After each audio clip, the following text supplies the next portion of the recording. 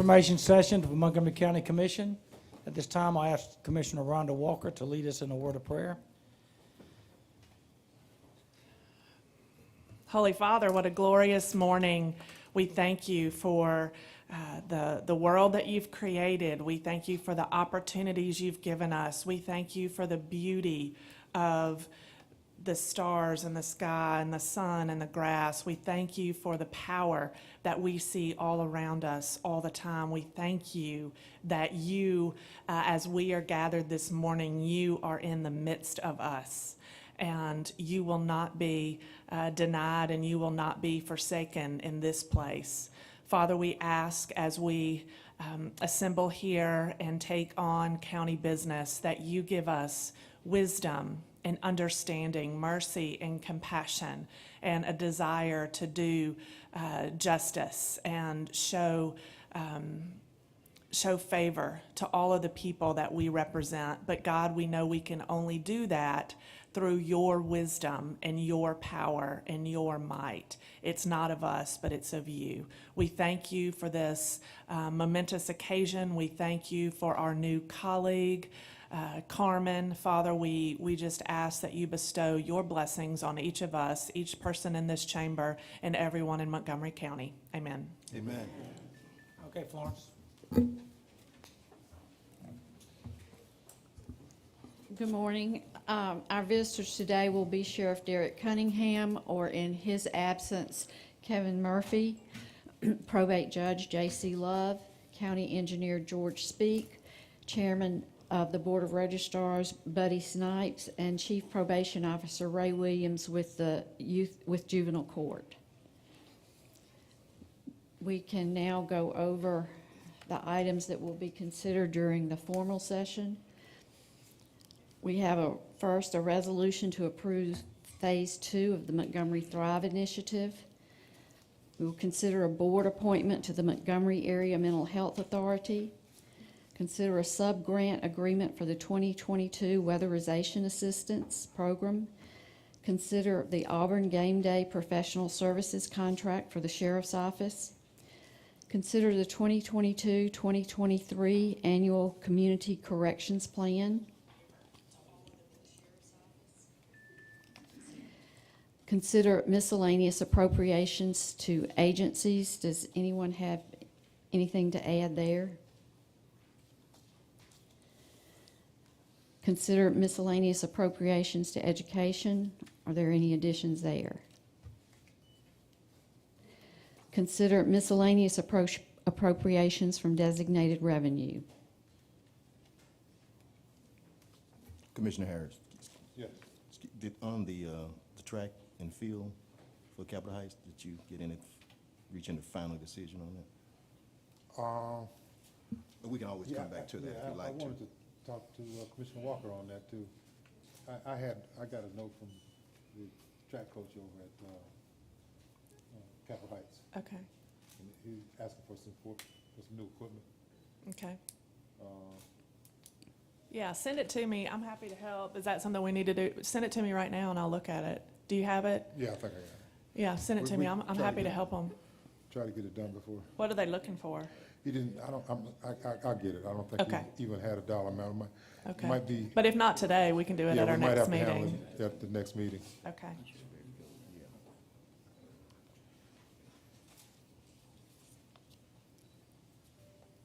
So no additional appropriations from designated revenue. We'll come back to it Okay. before we. We'll consider a bid award to Safeguard Pest Services for pest control services. At the last meeting, you asked how many bidders received that bid, and 14 bids were emailed. Consider budget change request numbers 15 and 16 for engineering. Consider budget change request numbers 10 and 11 for the probate judge's office. Consider budget change request number 1 for the juvenile court. Consider position fill request for the county commission for a manager of public affairs. Consider a position fill request for the detention facility for a corrections officer trainee. Consider a position fill request for the District Attorney's Office for a receptionist/secretary. Consider a position fill request for the Sheriff's Office for a Deputy Sheriff trainee. Consider position fill request for tax and audit for 2 customer service clerks. Consider position fill request for the Probate Judge's Office elections for an administrative support specialist and a director of elections. And consider travel training requests for grants, the commission, the sheriff, and the juvenile court.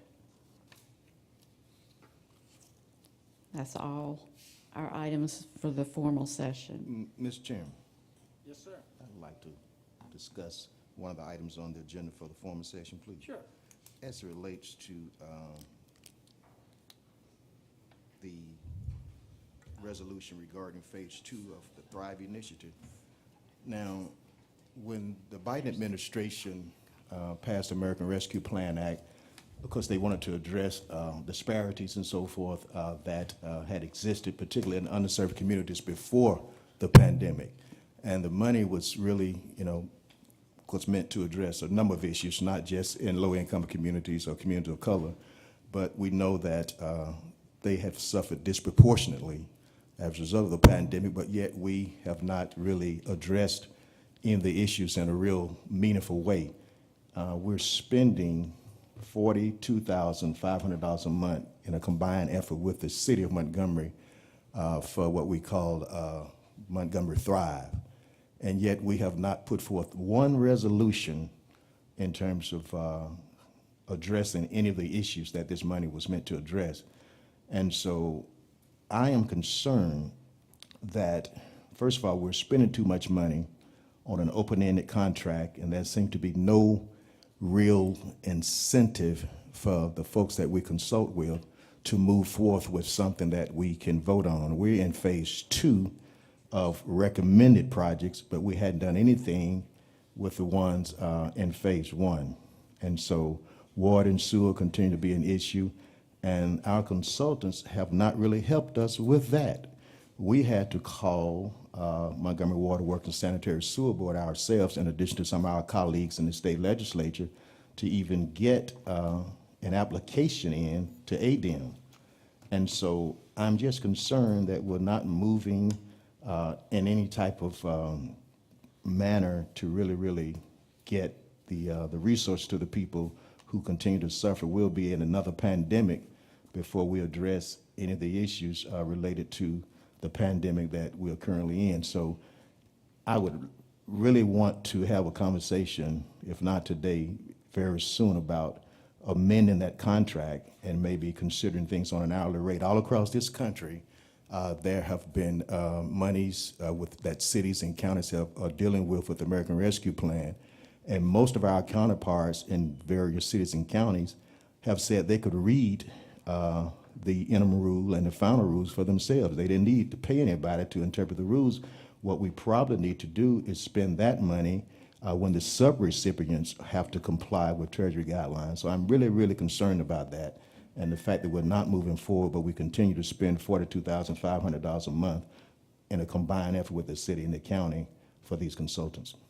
That's some good concerns that you have there, and I know on Thursday when we meet as a joint with the city, about the first hour we'll address wastewater.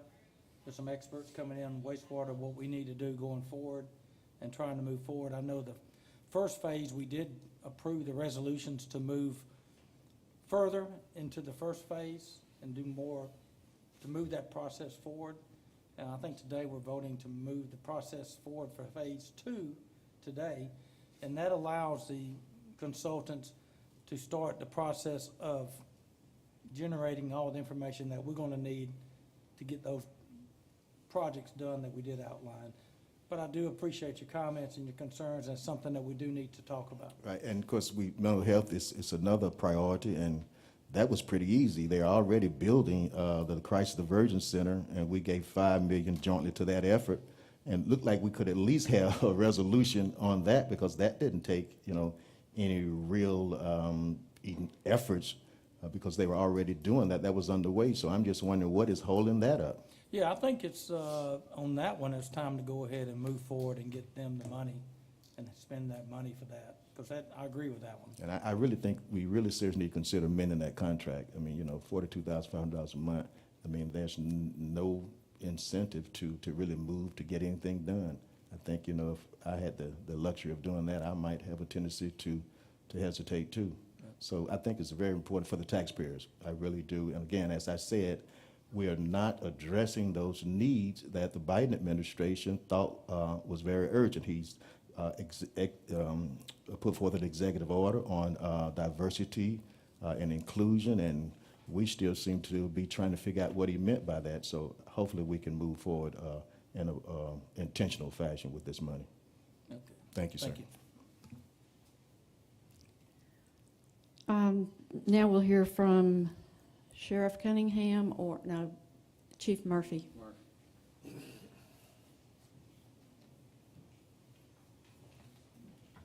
Good morning. Morning, sir. Oh, I'm sorry. We have item number 1, which is a waived rule item to consider hiring a cook at pay grade AO2, step 5. Y'all short a cook. We Need are somebody to at cook. the youth facility. Yeah. She's highly qualified and has a lot of experience. You ready for her to go to work? Yes, sir. We You desperately need need her.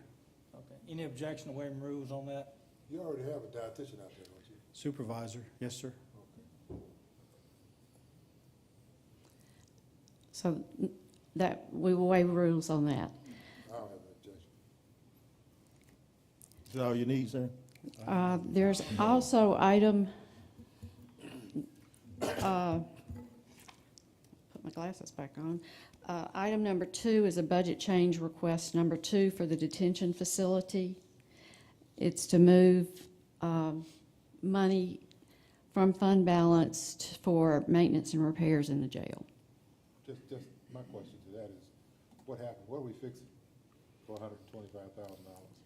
Plumbing and electrical, nothing aesthetic. It's all functional, critical stuff. That's at the detention center up the street? Yes, sir.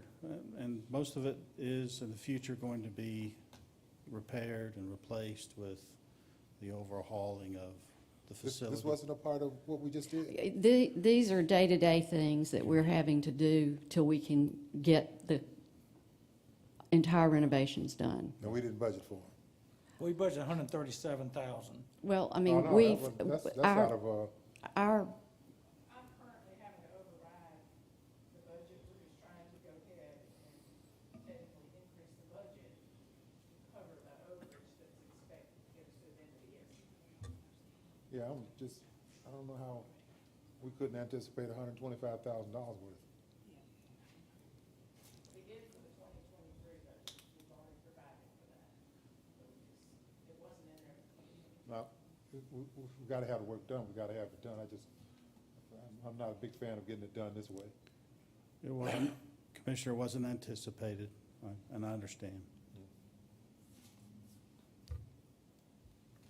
so, next agenda. Next agenda, please. Thank you. Probate Judge J.C. Love.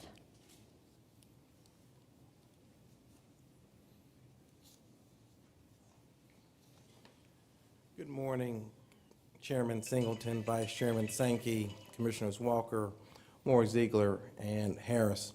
Coming here this morning asking for approval for a personnel change to temporarily relocate one of our employees over to our accounting department. Our accounting supervisor recently retired at the end of August, and the other accounting manager has announced that she is going to retire at the end of October. So this was necessary to bring someone over who was familiar with QuickBooks and accounting.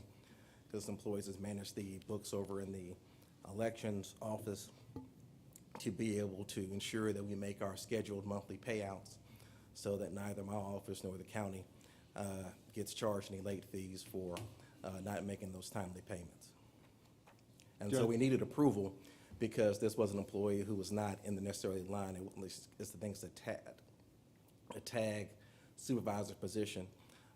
We were trying to move up some assistant supervisors, but they declined to want to step up in this role, so we had to transfer someone over from another department who did have that experience and background to be able to help us over in the county.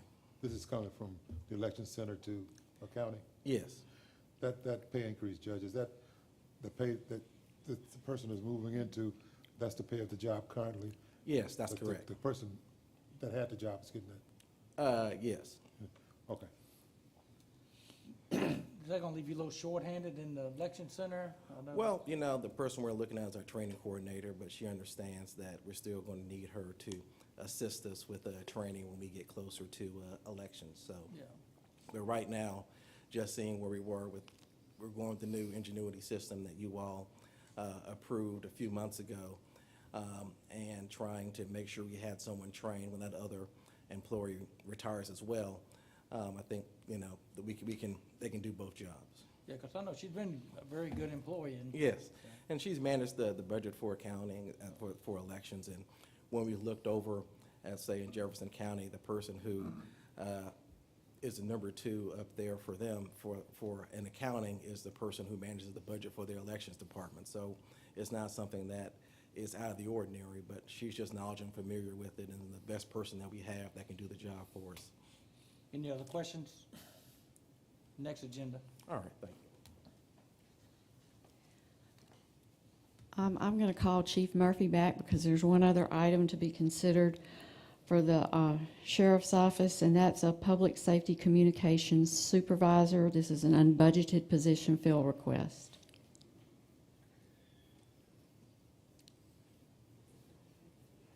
Commissioners, the sheriff and I had looked at the span of control supervisors in the administrative division, and one of their responsibilities, of course, is our dispatch 911 center. And, you know, their other duties, responsibilities are taking away from attention to the communications center. So the sheriff felt it would be very wise to have a sole person charged with the supervision and oversight of that part of our agency. We have grown, we're getting more 911 calls, of course, county and town of Pike Road, so we just felt like it was time.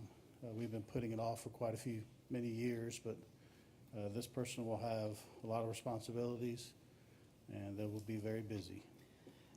So it's adding 24,000 to the budget. Yes, sir. 11,000 plus, was it 11.5 plus? I believe so. Plus- But Do we plus have the- anything on this, Florence, to look at? There's a memo. There- There's a minute more attached to it. I thought the request was well reasoned. You're gonna free up I'm missing. a deputy for Yes, sir. full-time law enforcement, Oh, Yes, sir. and you're gonna add a person, you're gonna It will drop one part-time position be correct. for a net of what, 11.5 plus benefits? Yes, sir. It'll be an internal promotion too, so yes, sir. I thought it was well reasoned, and anytime you have an opportunity to free up a sworn officer to do sworn officer's work as opposed to Without a doubt. non-sworn, Yes, sir. at that cost, I don't have a problem with it. Thank you.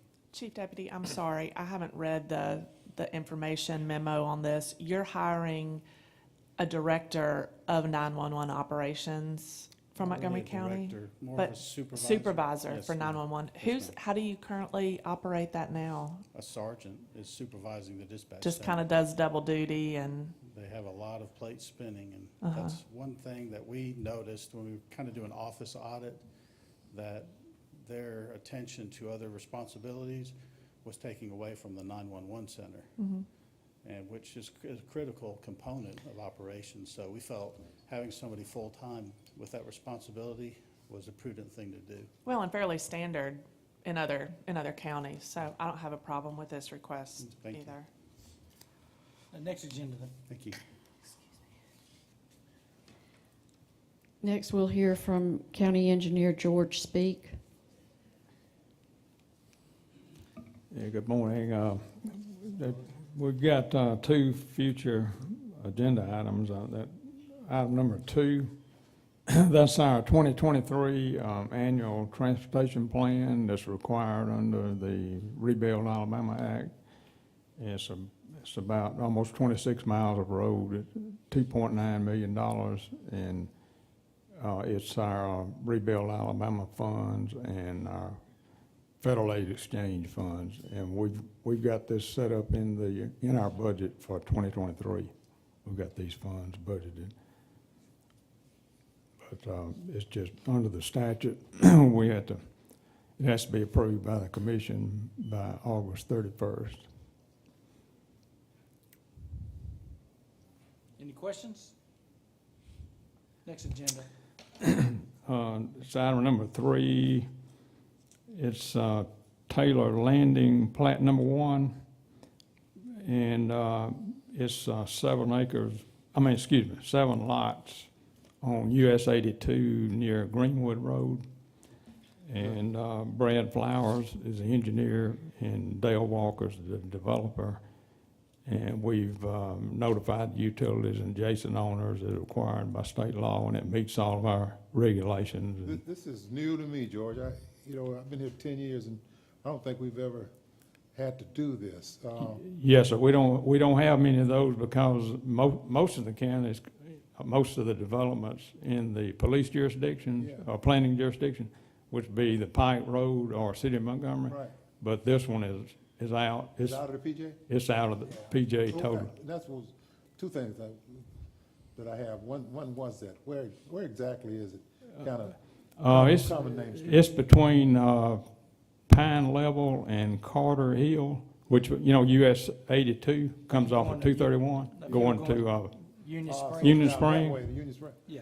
I had it in my head out Mount Meigs way. It's not that way. It's way down south, Yeah, kind of near the winery. down towards Sykes and Con. Okay, the other thing was, what regulations are these? I'm always sitting here thinking we don't have any authority to regulate anything in the county. And what regulations are you looking at? Now, I included a copy of the statute, I see the statute, but and the statute is saying you have to rely on some regulations or something that.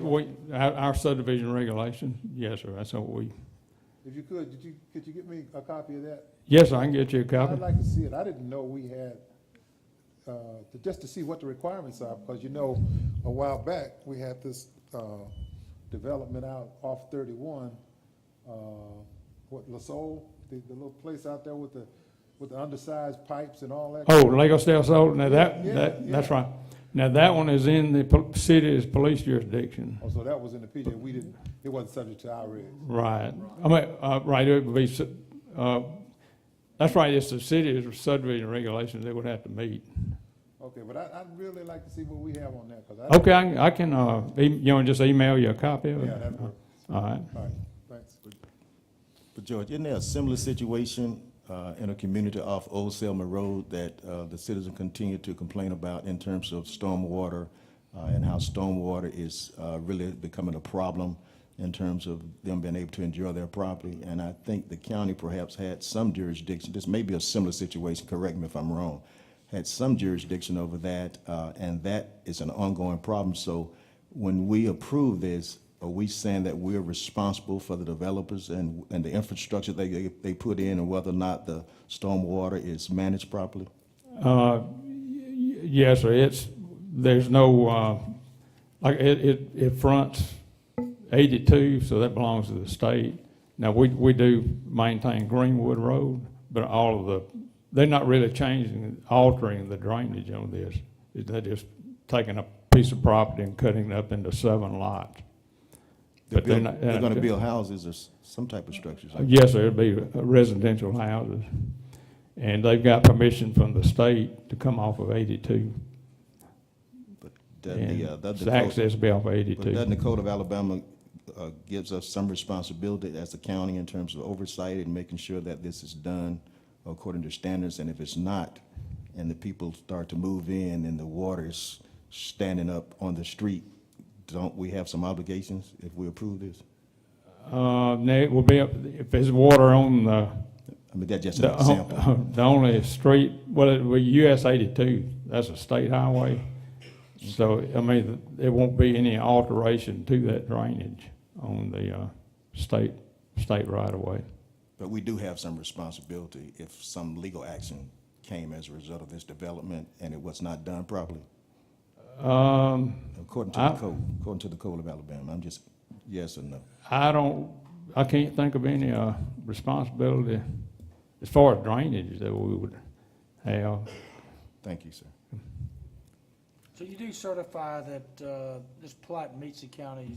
Yes, sir. It's basically just kind of a formality to meet this section of the state law. I see that. And we've looked at it, it meets our standards, and It really doesn't give us a choice, Mr. Chairman. that's the way I read it. It's It just- said- It shall. He has the, whatever he says, Exactly. we shall. That's the way I read it. I don't know why they adopted this, or what, you know, I don't Well, know. you don't stick shall in there unless you, Right, that's right, exactly. so I mean, I'm all right with that part. I just wanted to know what standard you applied. Right, yeah, it's our subdivision regulation, and we, like I said, we don't have many of these because the PJ covers most of the county, either the city or Pike Road.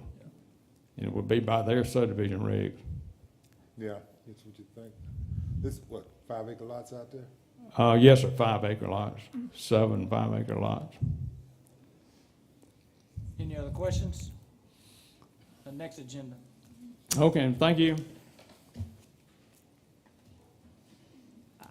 Next, we'll hear from Buddy Snipes with the Board of Registrars. Good morning, Commissioners. Morning. I'm here this morning to present a memorandum of understanding between the Montgomery County Commission and the Alabama State University Center for Leadership and Policy. Basically, what this understanding does is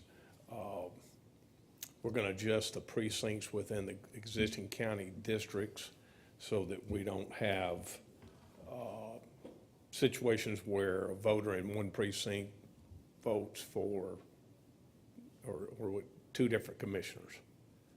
Right now, because of the 2020 census, you adjusted your county commission lines, but the precincts have not been adjusted to accommodate the district lines.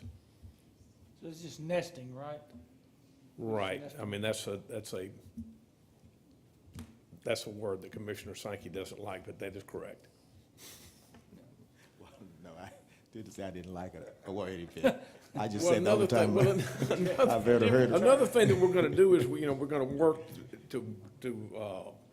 we're gonna present, first of all, we got to work to present things to you as a commission so you can decide whether you want to potentially split a precinct to create a new precinct and to add a polling place based on travel distance for the average voter within a precinct.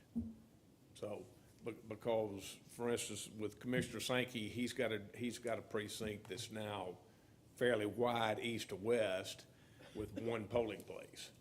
And there's a possibility that we would recommend that you split that precinct into 2 precincts and create 2 polling places to accommodate the voter. Basically, we're not really trying to make changes other than to present these changes to the commission and for you to accept them or to request they be changed differently. We're just trying to get this process started. This contract is to get ASU on board to do the work.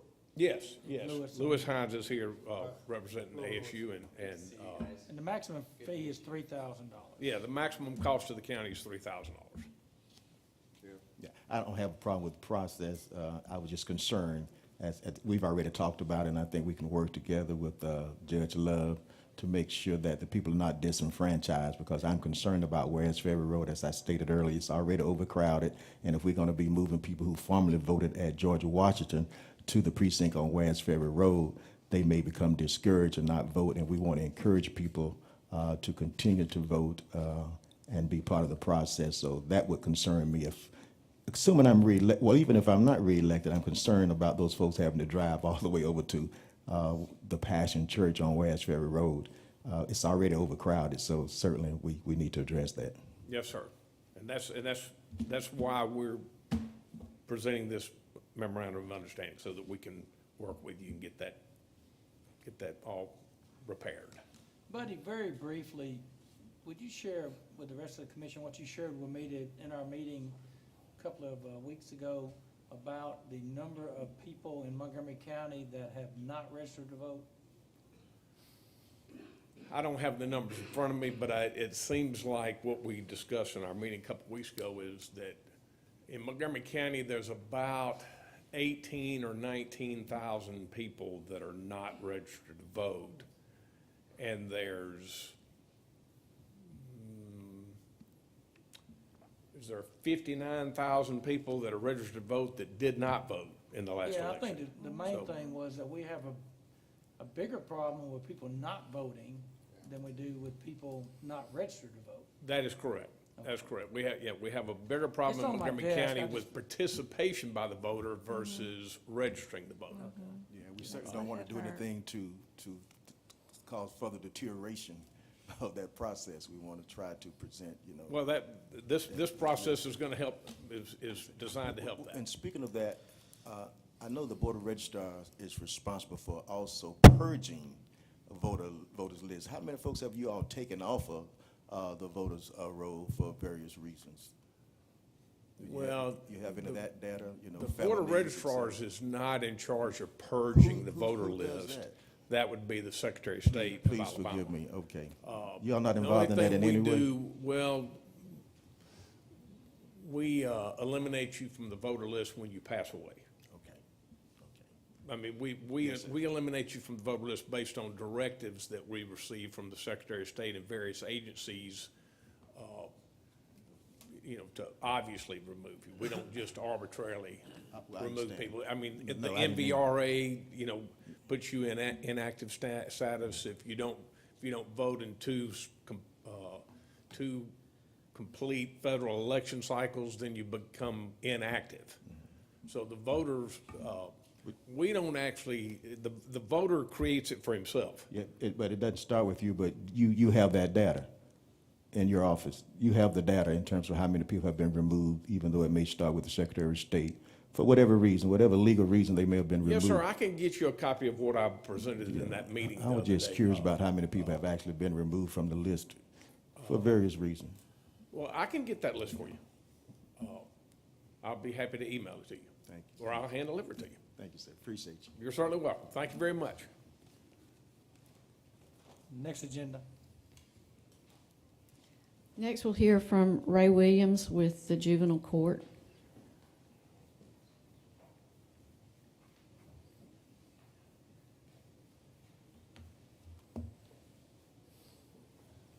Good morning. I'm here asking you all to approve a grant, $20,000 from the governor's campaign for grade level reading. It's a one-time grant. We don't have to have any matches, and we're doing it to promote K through 3 literacy. We have some events and projects to promote this. On September 10th, we'll have a health and literacy fair at the multiplex at Crampton Bowl. Our idea is that we need to address all mental health, all physical ailments, so that children will be able to receive instruction and learning at school. We'll have hearing testing, vision testing, and we'll have dentists on site, among other things.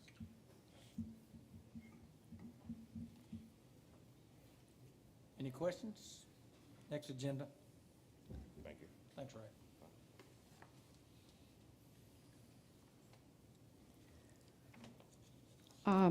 Item number 7 is the transfer of a alcohol license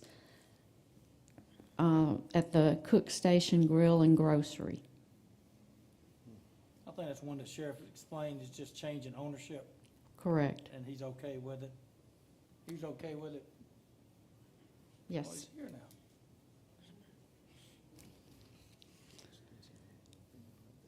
So can that go on the next Next agenda? agenda. The final item we have is to consider a board appointment to the Mid-South RC&D Council.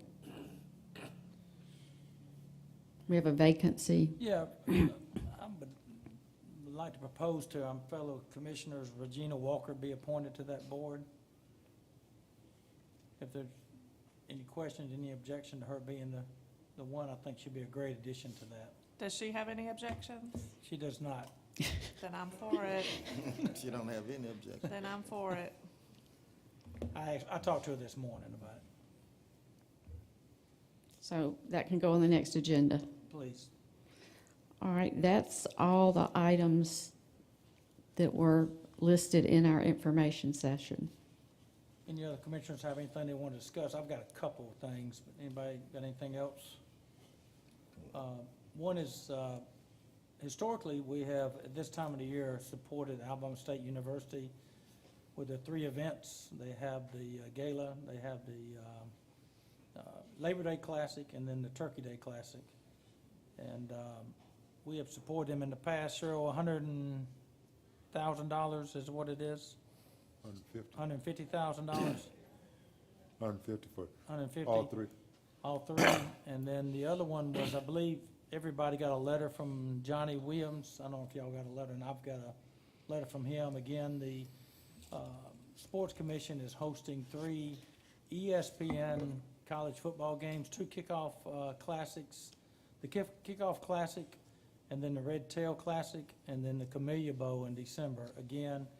And his ask is for $150,000 again to support all 3 events. Those 3 events, Mr. Chairman, I know gives the city and the county a lot of exposure, but do we ever measure return on investment when it comes to those events? Do we have any data to support that? I don't know if the I've chamber asked for has any. that too. I would like to see it as Yeah, well. the chamber may have, It's a Sharon's lot of here. money. Yeah, get that for us, For all of it. yeah. There'll be economic you impact know, on line itemized out so we can see. Labor Day, Turkey Day, pardon? Yeah. Labor Day and Turkey Day. Yeah, Labor Day, Turkey Day, and all 3 Separate it games. out, yeah. Labor Day, Turkey Day, and all 3 bowl games. ESPN games, yeah. The 3 ESPN games. No, it's been going on now for, A couple of years now, ain't it? The Little Labor more- Day Classic, I know that in 2018, we gave 100,000. yeah, it's been since 2018.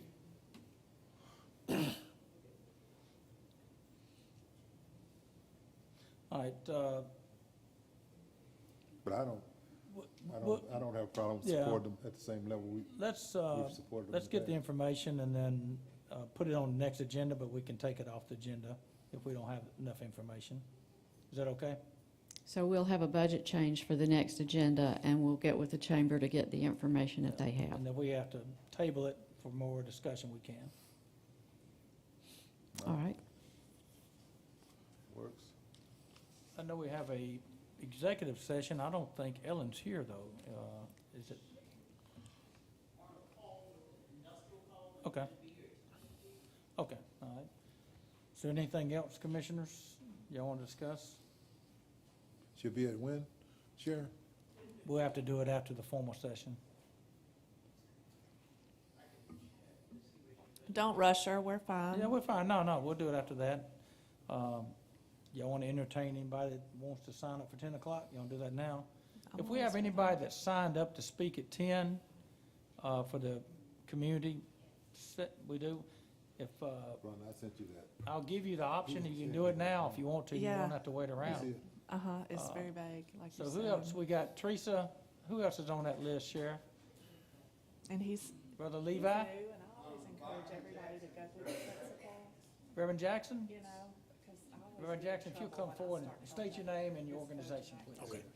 My name is Reverend Byron Jackson. I pastor the Greater Thankful Baptist Church in Anniston, Alabama, but I work also with the Agency for Substance Abuse Prevention, also known as ASAP, based out of Oxford, Alabama. We recently developed a program noticing a great gap between the faith-based community and the mental health field, where most people who were struggling with substance use disorder, formerly known as addiction, When they were ready to turn their life around or get off of those substances, they turned to their faith community or their church first. But we found that pastors like myself, even seminary trained, professional pastors were not equipped, were found to be ill-equipped to be able to provide them the practical help and aid and support that they needed. So ASAP created this program, pitched it to the Alabama Department of Mental Health, and ADMH actually backed the program. It is now a certification program that has been created. We also received funding from FOR, which is the Foundation for Opioid Response Efforts out of New York. We received over $164,000 in order to train 240 pastors throughout the state of Alabama over the next 2 years. We started back in March in Oxford, went to Huntsville in June, and we will be here at the Rosa Parks Library and Museum here in Montgomery on the campus of the University of Troy in September. So next month, September 22nd and 23rd, we will be training pastors by giving them the tools, skills, and resources in order to more effectively minister to those dealing with substance use disorder.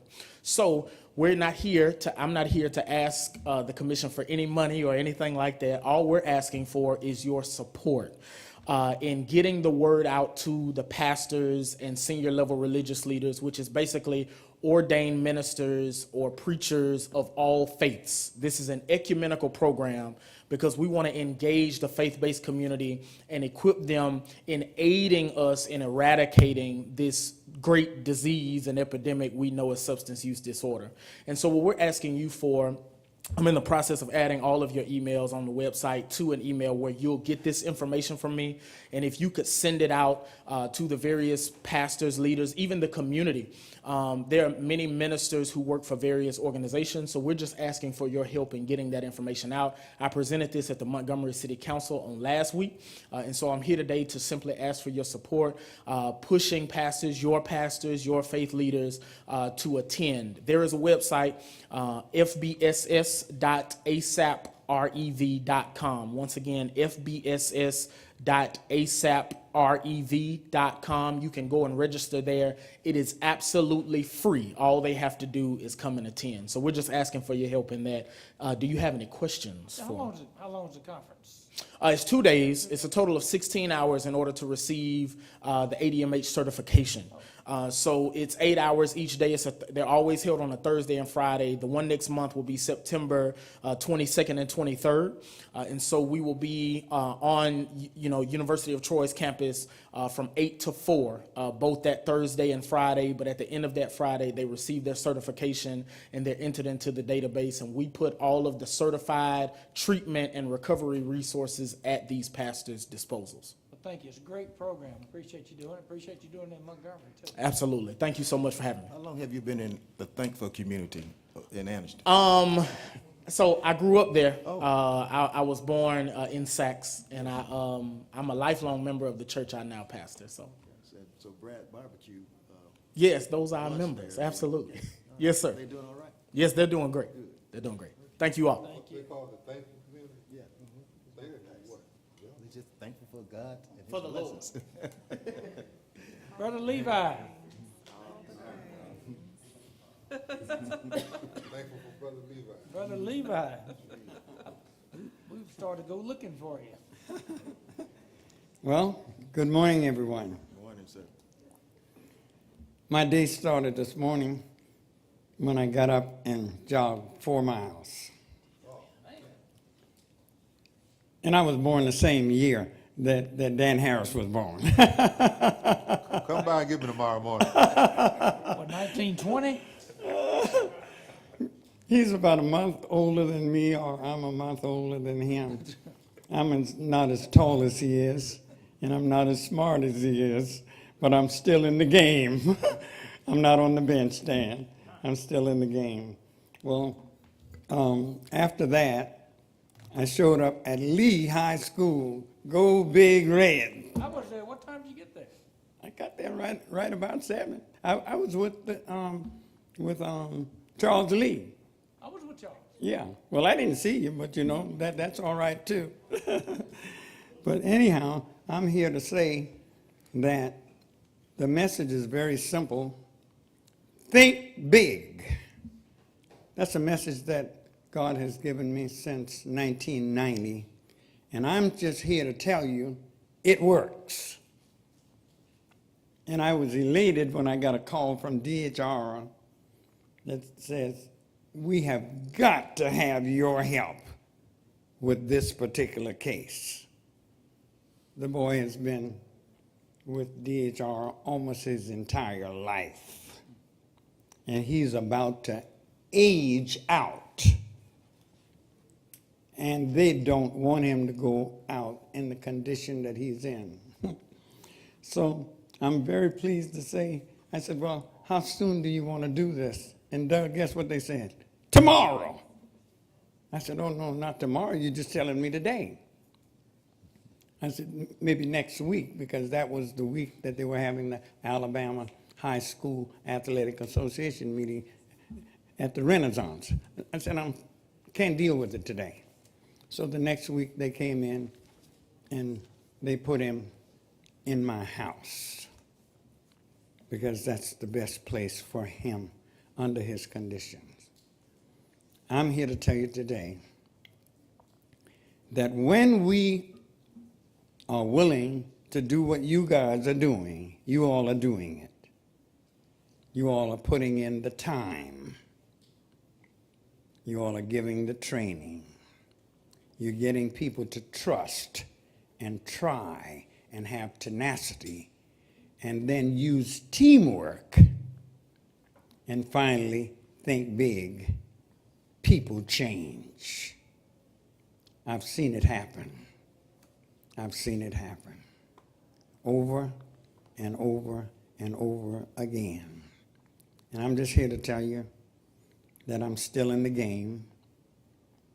The school year has begun, and we've got our work cut out for us if we do not want to happen at our schools what happened in Uvalde. We've got to do something. So this past Saturday, our Montgomery had a prayer experience at Carver High School. And I was able to meet with John Ed Matheson and Jay Wolf and several of the senior pastors. And we all agree that one thing is for sure, we need to work together. Now, I've been a lone ranger for a lot of years. I'll be 74 this month. I don't want to be a lone ranger. By the way, that's why I came to meet my new commissioner. She and I been talking for the last couple of years. I don't want to be a lone ranger. I want to work, what? Together with you all. Well, thank you, Brother Levi, for being here again. Well, Glad to have you. I'm here to tell you it works, and I'm going to show you this picture because I met this young man for the very first time last Saturday. And he told me his story with Think Big when he was the age of his 8-year-old son.